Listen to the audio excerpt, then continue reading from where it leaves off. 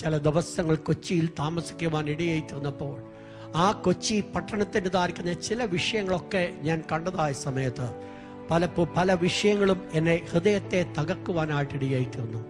അതിന് കാരണം മറ്റൊന്നുമല്ല, ഞാൻ ഇന്ന് അനുഭവിക്കുന്ന സൗകര്യങ്ങൾ.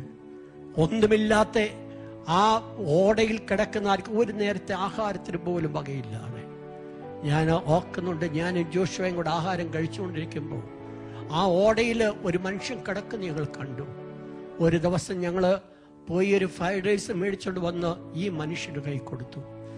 ആർത്തിയോടുകൂടെ ഈ മനുഷ്യൻ അത് ഞങ്ങളുടെ കയ്യിൽ നിന്ന് വാങ്ങി. അത് അന്നേരം എടുത്ത് കഴിക്കുന്ന അത് ഞാൻ കണ്ടപ്പോൾ ഞാൻ ഓർത്തു, എൻ്റെ കർത്താവേ, പലപ്പോഴും ഫ്രൈഡ് റൈസ് കഴിച്ച് മാറ്റിവെച്ചിരിക്കുന്ന എൻ്റെയും നിങ്ങളുടെയും ജീവിതത്തിലാണ് ഒരു മനുഷ്യൻ അതിനുവേണ്ടി എത്രമാത്രം ആഗ്രഹിക്കുന്നു. അയക്ക് ഫ്രൈഡ് റൈസ് വേണമെന്നല്ല, എന്തെങ്കിലും ഒരു ആഹാരം കിട്ടിയാൽ മതി.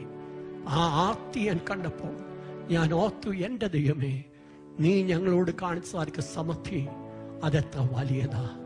പ്രിയപ്പെട്ടവരെ, പലപ്പോഴും ഞാൻ നിങ്ങളെ കാണുന്നില്ല.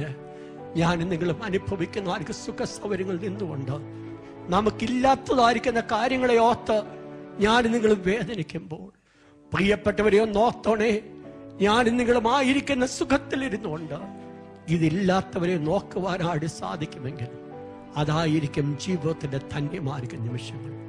മറന്നു കളയരുത്. മറ്റുള്ള ഒരു വേദനയിൽ എനിക്കൊന്ന് ഭാഗഭാക്കാകുവാൻ സാധിക്കുമെങ്കിൽ അത് സ്വർഗത്തിലെ ദൈവം ആഗ്രഹിക്കുന്ന ഒരു കാര്യമാണ്.